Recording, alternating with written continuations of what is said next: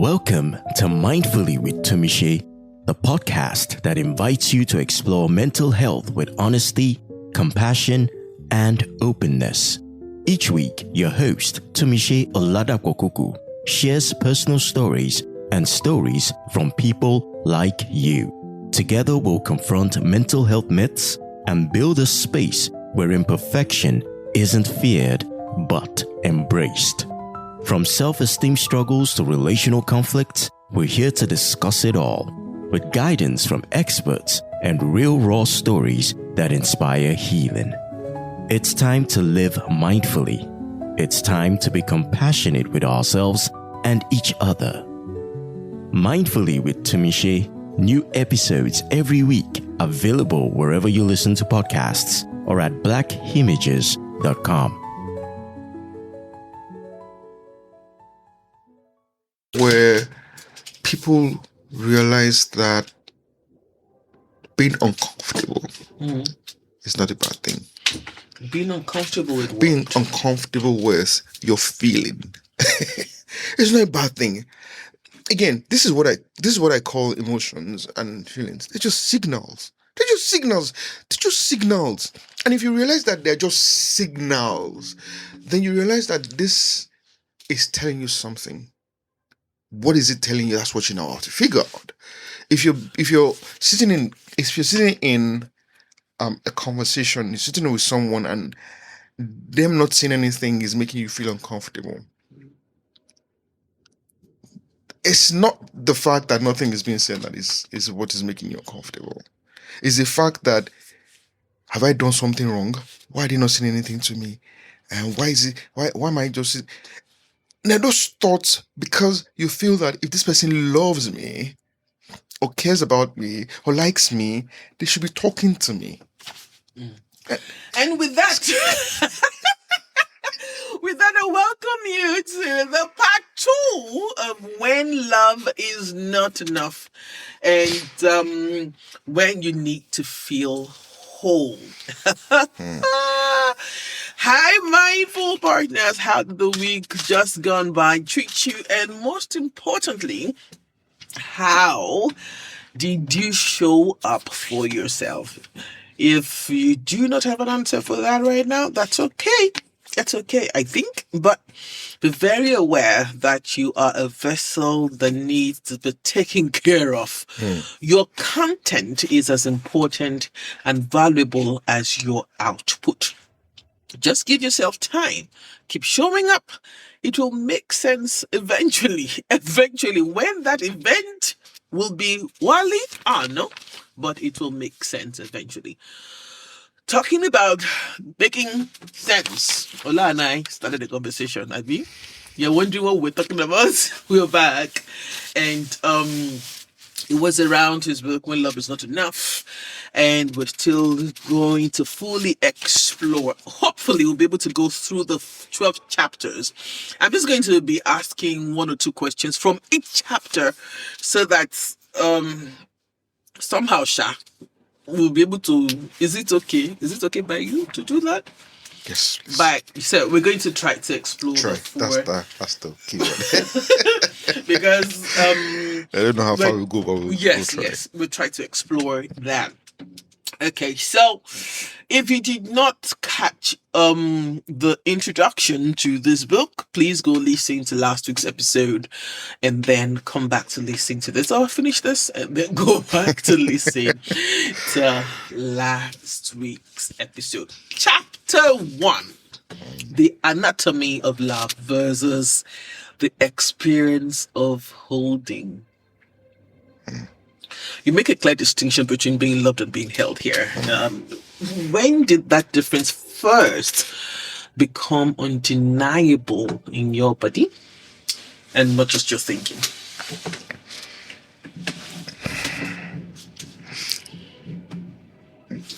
From the introduction, it was something that I was aware of in my body. You know, you can be aware of something in your body and not in your brain, not cognitively. And I remember that I was just lying in bed and somebody had asked me a question. I can't remember what the question was. eventually I decided, okay, you know what? Let me do this work. I think I never did the work because I knew there was just pain. I knew there was just pain in figuring out why I was the way I was. And if you read the book, you'd see. You didn't tell too much, but you were reading between the lines. Yes. And it's not. You know how people would think that they had pain is. See, the pain of physical pain is serious, but the pain of emotional pain, because you don't even know it's there, but it's just not allowing you to live a life, the kind of life that you know you want. You don't even know you don't even know how that kind of life is, because you see it in some other people, but you can't even tell if that is a possibility for you. Right. So it was just and I knew I was loved. I know my parents love me. And they show it with, most parents give. If your mom pisses you off and she knows you're pissed off, she can give you an extra piece of meat. You guys that had, to be honest, you guys that had that, you guys are very lucky. Well, I'm telling you, I was loved. I'm loved. I'm telling you that. No, I'm just telling you that if you in my house, if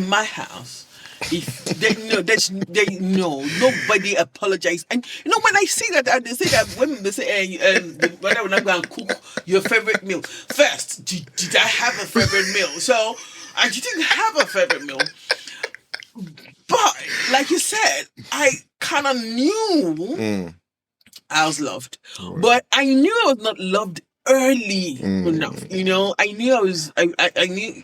I don't want to go. I don't want to take over this conversation. But I knew I was not loved early because hey, you couldn't. No matter what you should have told me after what you did to me when I was 6. There's no. If you give me the world, what I needed was for you to see and hear me, but you didn't. I appreciated them for loving me in their language. I appreciated the fact that I had a home to sleep. I had secondary school to go to, and all of that. I appreciated that I was birthed by them, to be honest. So go ahead. Let me. Yeah. So, and because I knew I was loved, and you know how, you shouldn't be asking for more. Yeah, you shouldn't be asking for more. You shouldn't be asking. If you're loved, you're loved. You're loved. They give you food. Have they ever starved you? Have you ever come back from school and there was no food? Have they ever not paid your school fees? Do you have clothes to wear? You are very ungrateful. If you say you know love, even want to say that love is not enough, right? But I just knew that it was not just that. It's also in how you speak to me. It's how you correct me. It's how you listen to me. It's in how you tell me that what I did was wrong and help me to understand it. Just because I did something wrong doesn't mean that I understand that what I did was wrong. When I say stuff and they come out wrongly, right? It doesn't mean that I intentionally wanted to say stuff to hurt anybody. And I still may not even know what it is that I said that was hurtful. It's in you helping me to say, you shouldn't have done that. You could have done this better. I'm not saying take away the discipline, right? But discipline without it being corrective is abuse. And even if you don't think it's physical abuse, it still does something to your. So at what point did you get to that point when that person asked that question and forced you to work? It took to cognitively come to that place. It took me a while because it was now when I decided that, oh my goodness, if I'm like this, there will be a few people who are like dealing with this kind of, and I realized that it was not just the loving part. It was allowing me space to be me. Okay, so that's what you define as being held. Yes. Right. So would you say, I know there's no research, but from the conversations and the people, well, there's no research that we know of. But the conversations you've had, people come to your table and all of that you've had, what percentage of people do you think are aware of how being loved is different than being held?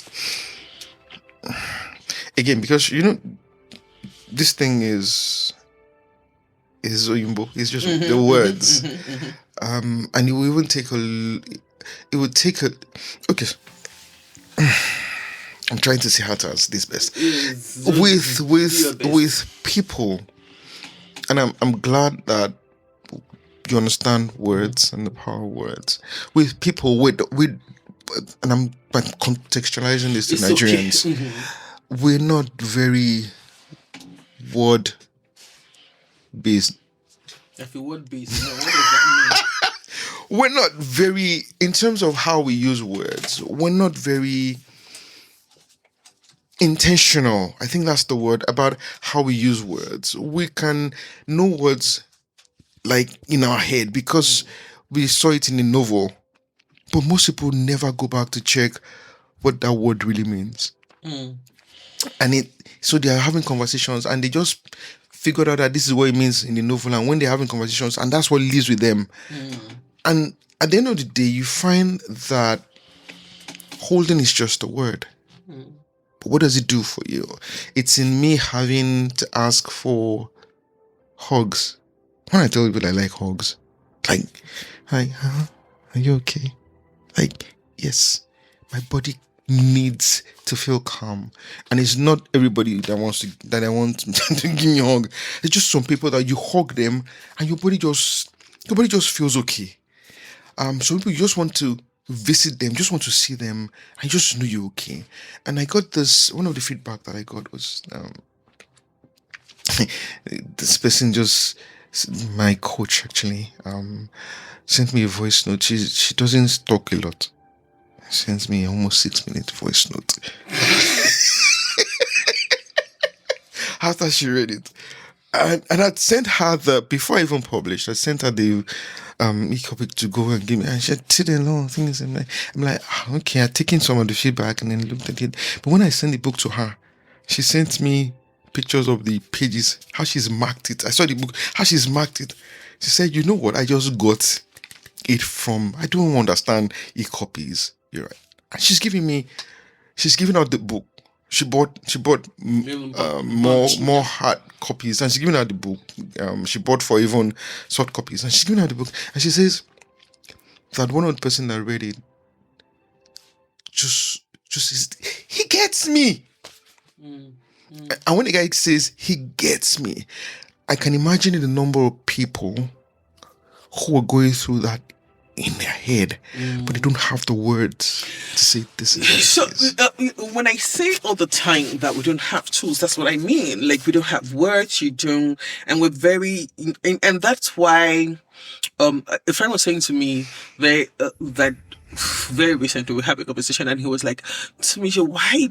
Like, I said, no, I'm not your regular lady that you just say write poems to and all that, because that poem you're writing, I have Where to dissect it? carried a mental thesaurus, and I have carried a physical thesaurus, and I'm hearing all the synonyms, and because words are if only we understood sometimes.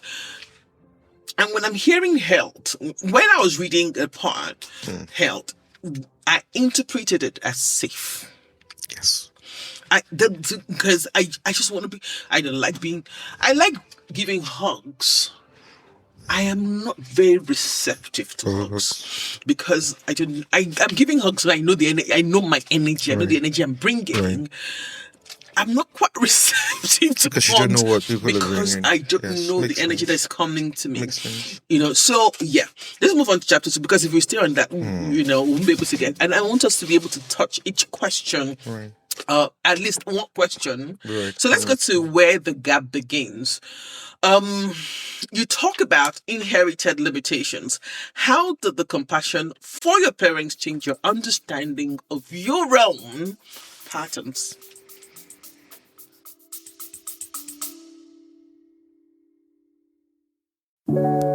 Sometimes clarity comes in silence.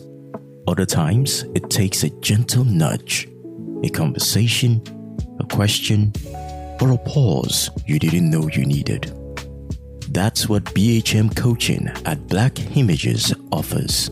Not a fix, not a formula, but a space.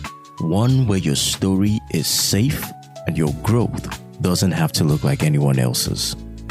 You can begin with a free discovery session. Just 30 minutes to breathe, reflect, and maybe, if you're up for it, sit with guided meditation. If life feels loud and you need support now, there's mindful coaching on the go. Short, focused check-ins that help you stay grounded when things feel shaky. For deeper shifts, there's the Journey to Being, a mindful exploration shaped by the framework from the book Living Mindfully, A Journey to Being. This isn't about perfection. It's about presence. And if you're someone who needs steady hands over time, the monthly and community plans are there, offering consistent support that grows with you. Visit blackimages.com when you're ready, not to be fixed, but to be seen.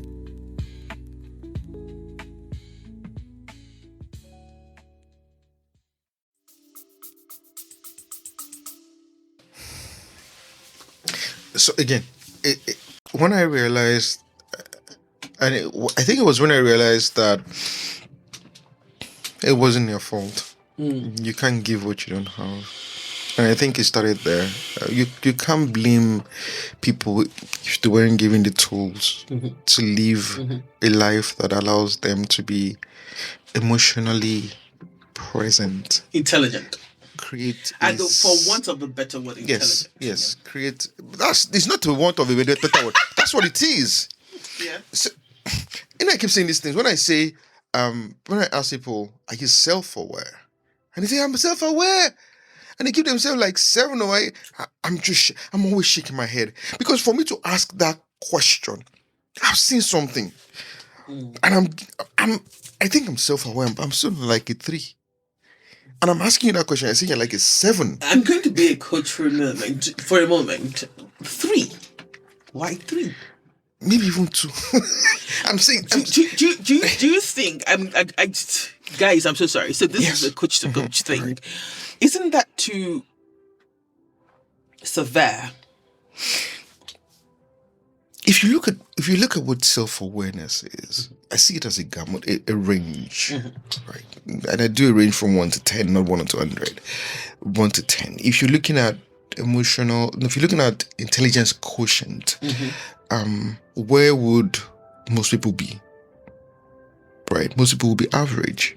That would be a 100 to a 120, and not a 200, right? And anything less than a 120, I think, is not intelligent. Well, that's what they say. Yeah. So if on that scale, you're 100 to 200, 180 to 200 or 240 is extremely intelligent, right? That would be from about 4 or 5 to 10 on self-awareness scale, right? And if self-awareness is not just knowing what you're thinking, it's an awareness of self, right? And there are things that you haven't realized about yourself. How then do you know how to deal with thoughts that are taking you to places? So is your I want to get back to this. Yeah. I really want to get. Okay, so is your reticence? You know the word. Is your hesitance, coming from the fact that it has become a buzzword? Maybe, but I also think that it's because I'm growing. Okay, so let's leave it at that. Chapter 3, modern life and not life, modern life and Asian need. What's one small but radical shift you personally had to make to move from doing connection to being present? Because I think this is where you tell the story Martins. of your, is it the Martins or the young guy who you took to coffee? Oh yeah, Midi. Really? I think towards the end was Martin. Yeah. Okay, so let's. I think the major shift for me was stop thinking while having conversations with people. Not thinking, but thinking to solve their problems. Oh, okay. Yeah. You know how somebody's having a conversation when you're really thinking, especially when you have shared stories. Yes. Especially when you have when the story is looking like a mirror of yours. This was something I had to learn, and I've not learned. I'm still learning. No, I'm still learning. You know, and then somebody comes to me, and there's this story that is like a mirror image to my story, and I'm like, and I have to. The story I'm going to tell, the story I tell myself to take me out of that thinking process is a little bit gross, or maybe not gross, but.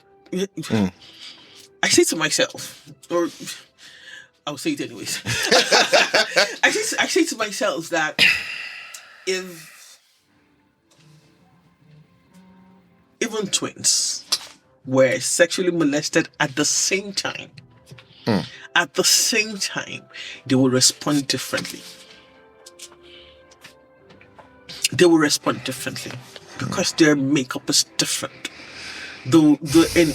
You know, that's what I say to myself. Like, I said to myself, like, even if it was, and we see, and then now that I'm even rereading Viktor Frankl's Man's Search for Meaning, the different response of people to the gas chambers and after, you know, they had the same experiences. And I'm not even talking about faith or religion here. It's just, even if we have the same DNA, we will respond. So that's I go to that extreme in my head, like, you know what, Tumishe, nah, the story might be exactly the same, but she's not you. And it's hard. And he's not you. The hard part for me is the work I do merges so much with life that you see patterns almost everywhere. It's just for you to just not even try, just a bit of a looking, and you want to say, you want to give this advice, that advice, and it's still hard. I can't even lie. It's still hard because you see some people going through pain, and you just want to take it away. You just want to help alleviate it a bit, and it's hard. But that's the learning it's a constant thing for me to keep putting myself. So one of the things I decided last year was not to give advice. I'm not taking it all because I still find myself doing, but to a large extent it has worked. It's worked. I'm able to have very extremely hard conversations with people without getting triggered, enmeshed and triggered. Yes. Yeah, because once anything can trigger you in any conversation, especially when you have noticed the pattern, and then, like you said, enmeshment comes in and all that. Okay, let's step away from our professions for a moment. Right. So, chapter 4 then goes into love and being held, and you talk about the body's wisdom here. So, like I said, let me tell you the truth. I have 3 questions per chapter, but I'm choosing because I really, really want this to be compact so that we're not talking too much and then people can listen and then go get the book.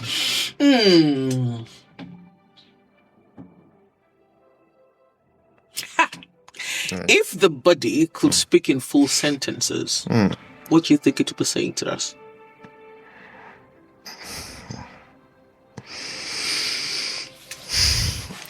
Definitely will tell people different things. Yeah, different people, different things. But there's but a lot of us would be living in shame. to go into that. No. No. Oh my But goodness. that's what it is. We would be so shamed by what our bodies are telling us. And I don't know. And maybe it's a good thing that it doesn't speak to us loudly. In words. No, it does speak loudly. It does speak loudly. That headache might not just be that you have headache. Maybe in words is the better. Maybe words is better way to use it. But people that think in words, but again, just understand that what we're saying is it's just good that the body is not vocal.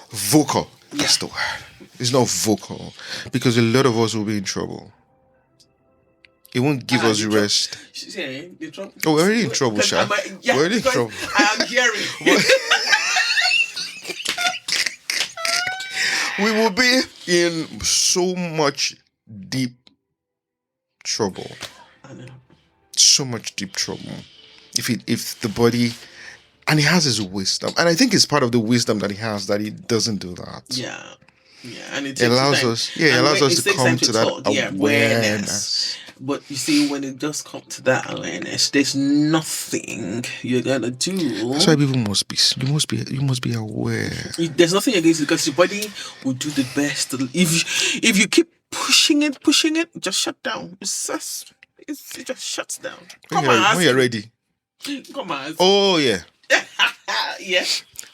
So this thing you said. I had, when my father died, is in my father's voice. When my father died, we buried him 2 weeks after he died. So it was running on steroids between when he died and when we buried him. I don't remember eating much. In fact, I don't remember eating. I remember eating just once. I know I was eating something, but what it was, that means I wasn't present. But yeah. I was moving through all the motions of it. And the evening after we had buried him, my waist, my back just shut down. Just gave way. I was in bed for 3 weeks. Moving. You just didn't tell you. You don't want to hear? You're not moving. 3 weeks to even, how you just get up from the bed. It's a luxury. Get what? It would take me 10 to 15 minutes to even be able to roll, because the pain was singing orchestra and symphony in my head. It was horrible. And I knew that it was not just the work of all the things that we had to put together. It was also the fact that my body I was not allowing myself to process what had just happened, because I was on steroids. And when the adrenaline drained, my body collected. It collected. All right, let's move on to what it costs you when you're not self-aware. I'm adding my part to that chapter. What it costs you. And the part that spoke to me is the self-abandonment part. Another word that Toby and I have a wonderful relationship with, abandonment. I said it right? Abandonment.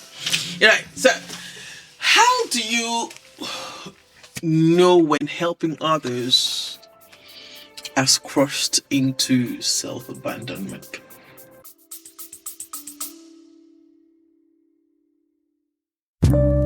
Life moves fast, sometimes too fast. If you're looking to slow down and reconnect with yourself, Living Mindfully, A Journey to Being by Oluwatomise Oladapo Kuku might be what you need. It's part memoir, part guide, an honest, deeply personal story about navigating life's noise with intention. Oluwatomise shares lessons from her own journey through struggle, reflection, and healing, with a voice that's equal parts vulnerable and wise. It felt like she was speaking directly to me, raw, real, and quietly powerful. Get your copy wherever books are sold, or visit blackimages.com to begin your journey. Living Mindfully, A Journey to Being. Slow down, breathe, begin.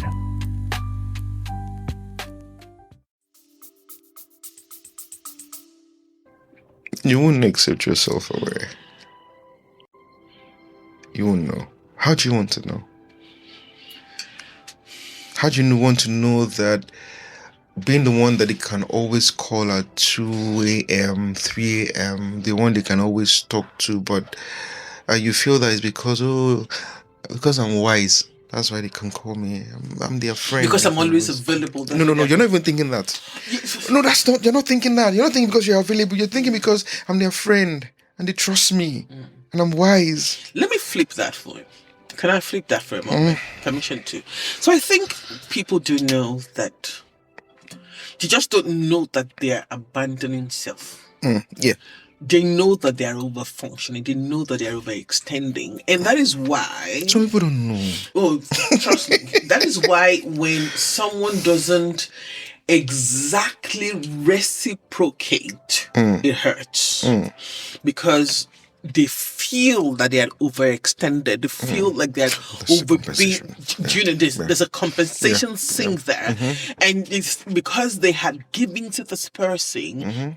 So because they're giving to one person and that person is not giving back, they then spread themselves thin, looking for the person. I am guilty. So don't think I was guilty. So you can name it abandonment, but most people don't know that. Yes, but I'm telling you that people do know, just that, like you said, they can't name it, but I think people know, and that is why you go on socials and what's this one that is winning now? Help, Jehovah. This one is in, and that nobody's coming to save you. I don't use that word. I don't know what it means. Self-deprecating. I don't use it. It doesn't make any sense to me. I have people that have come to my help so many times. I don't understand. Because if I enter that nobody's coming to save you, are we? There's no self-made anybody. There's no, we're individuals, yes, but we're made to live in unity, not uniformity. You can't even survive without community. Yeah. So, again, I try not to be very heavy on words, but try. When we talk about abandonment, it's just like they abandon a baby, right? The baby has no awareness of that abandonment. The baby is not me. I'm just not you. Because no, not you. So I'm trying to help you see from a perspective what that word is. A baby is not you can't abandon an adult. Do you understand, right? Because an adult has a will and they can live that will, right? You can abandon relationships. You can leave those things, but you can't abandon an adult because an adult can, but you can abandon a child. And I think that it's that lack of awareness of a baby, of who or what the baby is and the capacity, because again they don't have much, but as the child grows and the baby grows and has more awareness of I can do this for myself, if there's food in the house, the child won't feel abandoned that they've not given them the child food. You just go to the fridge and pick bread. Do you understand? And I think as we grow in awareness, the things that, for example, I used to think that I always have to respond to people who are talking to me. Because why not? That's how you were raised. You walk on the Mombasa Roni. And that's why I said growing old is not a bad thing. Because now you can be talking to me and I'm like, I have nothing to say to you. And I don't care what your age is. If I don't have anything to say to you, I'm not going to say anything. Because you've had time to process what it is you're talking about. I've not had time to process anything that you're saying. And you expect me to say something, I don't have any. Right now, I can come back and say, okay, I thought about what you said. This is how I feel. But at that moment, why are we like that? Why do we always say things to younger people and expect to get the feedback from them? Like, I was having a conversation with my friend yesterday. He's telling me about his younger brother. So, okay, let me talk to this boy. Do you know what? The boy is just about 15. I could just have called him and say, how far? I've not spoken to the boy before. How far? I could have done that. That's what most people would do. like to correct the guy, put him on the straight and narrow path. I just sent him a text. This is who I am. I got your number from your brother. Can we talk? That's very strange. Who asks a 15-year-old, can we talk? Who does that? Right? Do you know we ended up not talking? Because after he said, hey, my phone is bad. Okay, can you still talk? He said, I don't have data. I told his brother. He said he doesn't have data. After he's got data for him, he now said, so what do you want to talk to me about? Can we see a voice note? In my head, I wanted to tell him, voice note and a call. like, I wanted to say to him yeah. that you knew you didn't want to have a conversation, but you said you didn't have data. But I would type it, I would delete it. Because that was going to make me feel good. It wasn't necessarily it wasn't going to make me feel good. At the end of the day, we didn't have the conversation. But I told him, between you and I, you're safe and myself. We know what we are doing. And I left it at that. Good night. How many people would do that? We're adults. He's young enough to be my son. Yeah, so yeah, I can answer that for you quite easily. I know. Because it's not at home, I can't tell the story because it's something that just happened, and I'll need to I take permission from them to share them with my children, so you know that. But I think that because personally, and I don't want us to go into that because that five love language thing. It's good. I'm not saying it's not good though. It's good. It's great, actually. It's great. But people are using it as a crutch. You know. And like you said in the book, it's a spectrum. We're all on that spectrum, depending on the phase that you are. That you score 5 on here and all of that. No, there's going to be a time that you want to be touched. There's going to be a time that you want to be held. There's going to be a time that you're scared and all that. You know? But I think the reason most people would respond to that, would not respond the way you responded to that 15-year-old is because, again, we live in a culture where a child is seen, not heard. You should see the responses to, I see the responses to when you see something, even Nigerians, Africans, blacks, whatever, who are having a relationship with their children. And 80% of Nigerians in the comment section are saying, we are got and you know that everybody on this comment section needs a hug. Just like a hug, you know, and all that. So I think it's such a conditioning.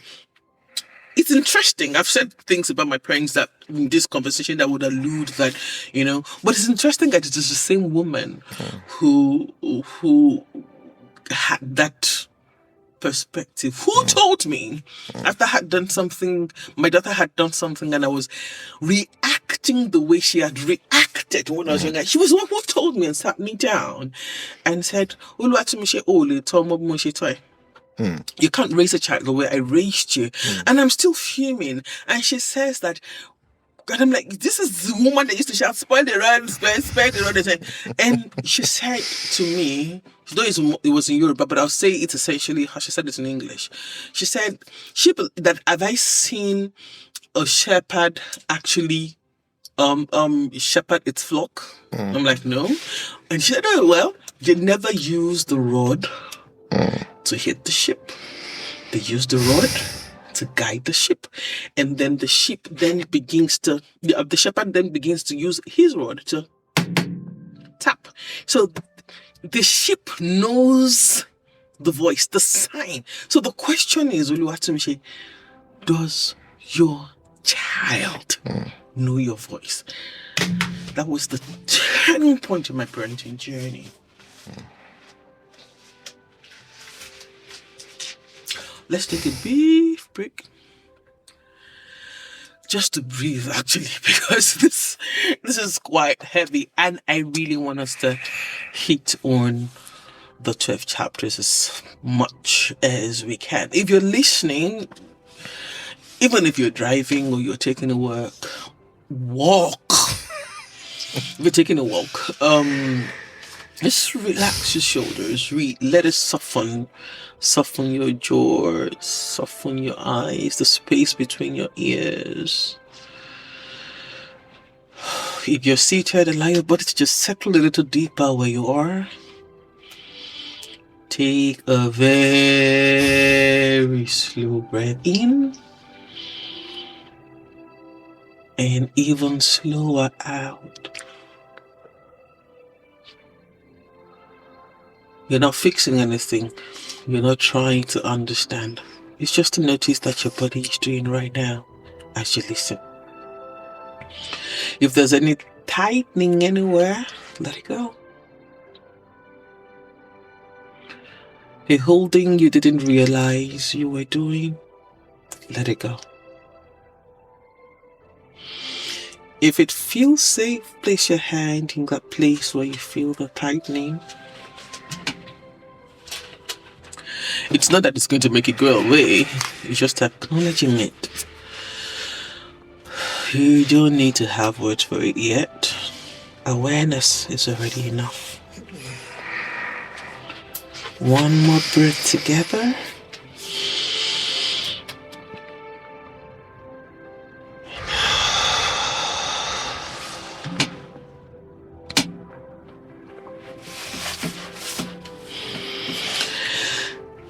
You feel like it? Yeah? I don't think I've ever been like this on any other podcast. It's a very... It's just very small.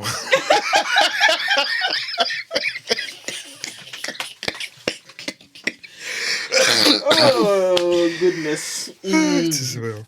Okay, so let's find words, as you say in chapter 7. You talk about language as a gateway to healing. What does that mean? Name it. That's why they give people names, so that when you thief...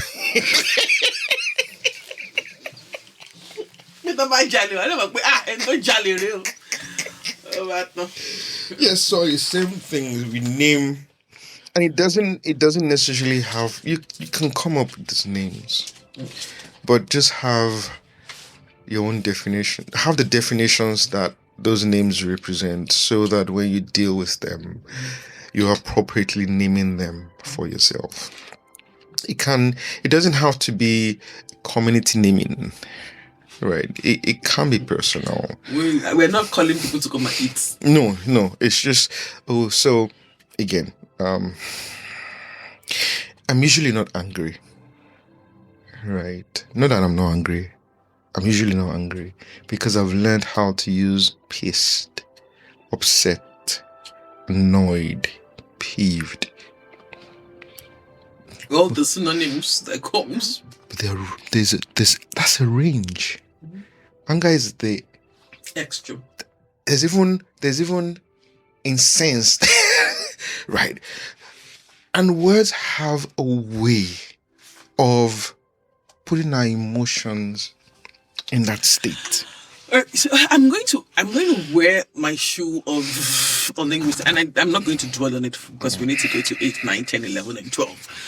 I think that the most, especially for dual language speakers, what do they call those people that speak two languages or that speak Bilingual. Thank you very much. Multilingual people, and English is like a means of communication, and they have, like, you have Yoruba, for example, that is steeped in meaning. We settle as Yoruba people, for example, because then again, I'm very conversant with the Yoruba language. As a people, we stick, and then we begin to struggle because anger, for example, is deeper. And you cannot find there are no absolute synonyms or transliteration in any language in the world, and then we begin to struggle. Like when I say pele, but he's not sorry. But that is Doesn't what. necessarily mean sorry. But it doesn't necessarily mean sorry. But if I'm going to interpret to someone, I'm going to have to sorry because that is what I think is the equivalent in language, in English language. So I think that's where the challenge is, because most of us grew up in the Yoruba culture, but we lived in the English language. Right. Do you understand? Right. All right, so. Right. You know, if you get me there, I'm not solicited. But it's good for you to explain to people who are listening, because it helps. Again, I believe that most of the challenge we have is because we don't understand words and the power of words. Yes, we don't. I think that's where most of our because if you understand that if I say I'm upset, I'm going to have a different emotional state from you who is saying you're angry. Angry. You learn to begin to use words differently. It's like Yoruba people say, onifufuni, odajomo. It's different than omotoshonu. It's Right. different. Do you understand? Right. You know, because we do not even have access to the culture, the language of the culture that we were trained in, but we have access to the language of the culture that we live in. So we are right in we're right in that transition, and then that just gives us mental imbalance. Right. Yep. Chapter 8. Imbalance. Yeah, it's very the timing chain is not timing. So creating and holding spaces for others. How do we stay present with someone else's discomfort without making it about our own anxiety? That part stood out for me because, again, as a coach, I told you that this is a coach's, as a coach and as a counselor, it's a place that we find ourselves constantly, and mentally we have to remind ourselves, So for non-coaches who are not doing this as a profession, as a practice, what would you say to them in how to stay present with someone's discomfort? Why you laughing? Be self-aware. Well, that's the start. If you don't even know that, you don't need to say anything. I was telling this same woman I told you about, who's that people come and greet, and in just because they just can't keep quiet, just can't shut up. They'll say, "I'm all alone." Like how? Just can you just shut up? Can you just be quiet? When my father died, I maybe come to his hands. I say, "Mom," telling my mother, "Masukuma." I'm like, I give them the eye. Like, don't. I don't want that the husband died. Somebody she's known for more than half her life. Yeah. And you're telling her, no, please. She'll become, and then some people come and they start talking, and she start crying. Let her be. She hasn't cried now, at least. Maybe she, at least that we should see. Maybe she still misses him and all. She talks about him. Definitely. But it's not like when he just died. Yeah. So why are you telling me? Now, isn't it? And it's because we're not comfortable with just being there. The best funeral message I've ever heard was at a church last year. An extended family member had lost her husband. And this pastor, oh my goodness, yes, he's a pastor and it's a redeemed church. So you can imagine how shocked I was. And he said, please, no one should tell the bereaved how that doesn't make any sense. And don't allow them internalize something that should be externalized. Allow them, please don't go near them and say, be strong. No. I say, this was a young pastor, and I was so. I saw the pastor. I walked up to the pastor. I can't even after this. My brother was looking at me. So I walked up to the pastor. I said, "Thank you." And the guy was like, "I said, thank you for your message. Thank you." And I'm not sure he understood where I was coming from, because I'm not even sure that the people there really did understand. But even if people will, I know that there will still be Olori Big Bands and Olori Jazz that will go and still sing. But at least, do you understand? Somebody in the church is speaking to it. Okay. Let's go to let's just move to the ripple effects, which is a chapter. So for those just gone back the book, I knew that you were going to get here. So what comes after beyond love language, beyond holding yourself first and then holding space for others, comes beyond love language, holding through difficulty, and the ripple effect. So this is a question that I'm going to ask to tune that out for you. If this book could leave listeners with one embodied question, what should that question be? After the read, When Love Is Not Enough.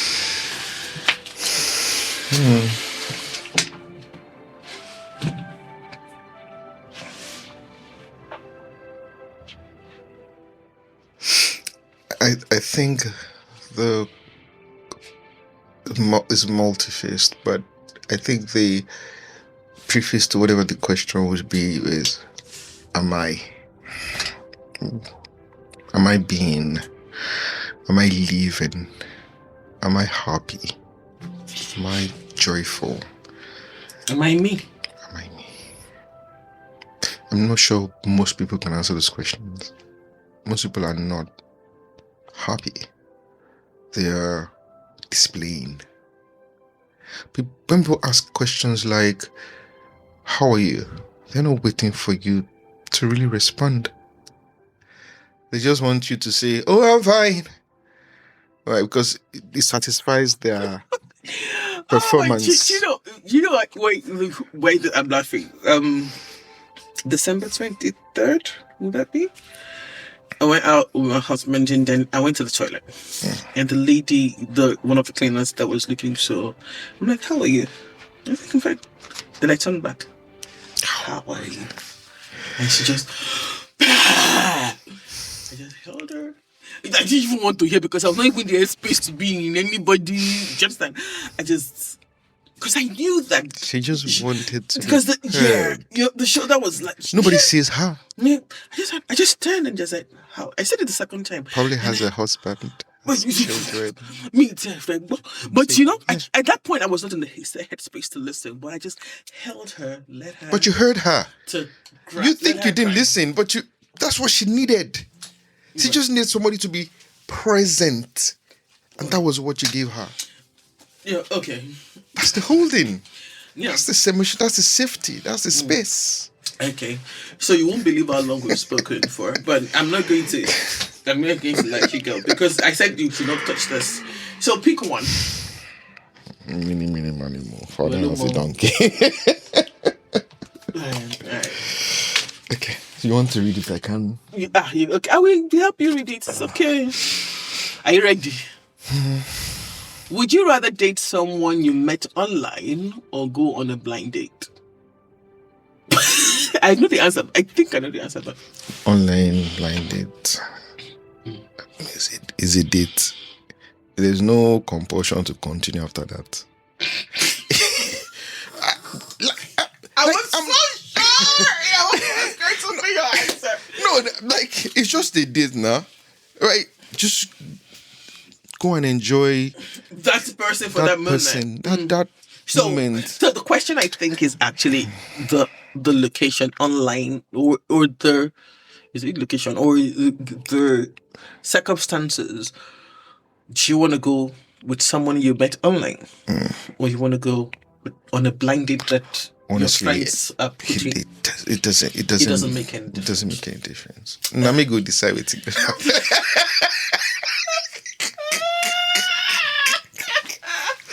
But that's what it is. Oh my You eventually have to goodness. decide if the person you met online works for you, or so people used to get married without just getting to the altar, and Arranged marriages and all yeah. that, yeah. And it used to last longer than the people that dated. Right. That Yeah, quoted, exactly. So Thank you very much, Ola, for doing this with me. welcome. I am so grateful. I'm proud of you. I'm proud of you because I know how much you struggled to write this. So I'm so totally, and I'm not gassing you up, and and I know you know I'm not gassing you up. I'm so You don't do that. Come on, I'm a good girl. I'm so proud of you, and I'm wishing you all the best with this book. And I'm waiting for my father's voice. I hope it comes out. It will come out. I can't be in your life and the book will not come. I'm just saying. Come out. Thank you guys for listening to Ola and I. Yes, we have this is how we trust me, this is how we talk even off the mic. But before we wrap up today, remember I always leave you with a question, but I'm leaving you with just one question today. Who do you feel safest exhaling around? And what is different in their presence? All right. Sit with that question. Of course, you don't have to answer it now, but take your time. Take your time. You deserve to know where you're safe or where you are the safest. All right. Remember, you're not broken for wanting more. I got that from the book. Yeah. You're not ungrateful for naming what's missing. Again, I got that from the book. Sometimes healing doesn't begin with answers. It begins with permission. Permission to feel, permission to pause, permission to suffer. So give yourself that permission today, this week, anytime you're listening to this year, next year, 10 years back. Give yourself permission to feel, to pause, and to soften.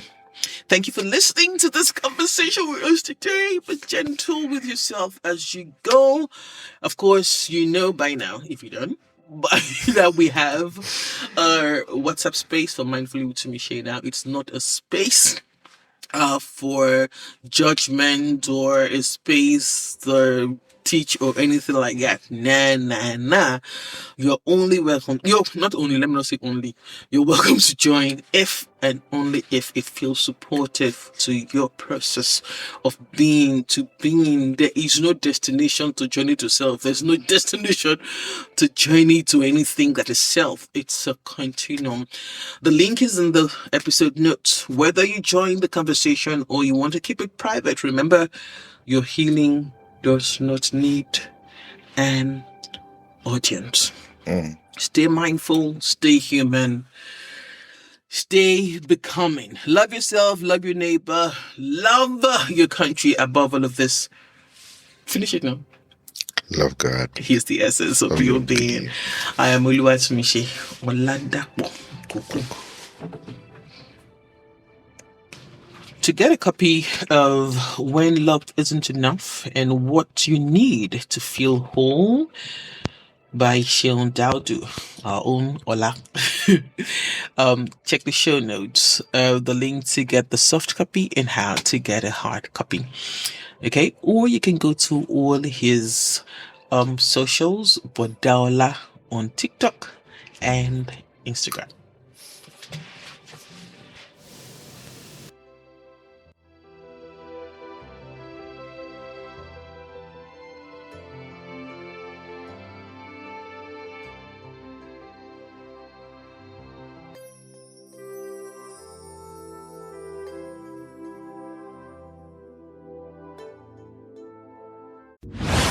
This is Mindfully with Tumishe, brought to you by Black Images.